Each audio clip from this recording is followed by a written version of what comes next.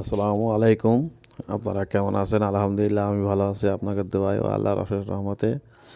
তবে আল্লাহর শুকরিয়া জানাই, আমার মাঝখানে একটা অ্যাক্সিডেন্ট হয়ে গেল। আজ প্রায় গত ৪ দিন ধরে আমি অসুস্থ বোধ করছি। অ্যাক্সিডেন্ট করা হলো মোটরসাইকেলের সাথে, ছাগলের সাথে অ্যাক্সিডেন্ট। যার কারণে আজ কয়েকদিন যাবৎ ভিডিও ছাড়তেও পারি না, ভিডিও করতেও পারি না। ভীষণভাবে অসুস্থ। তো সবাই আমার জন্য দোয়া করেন।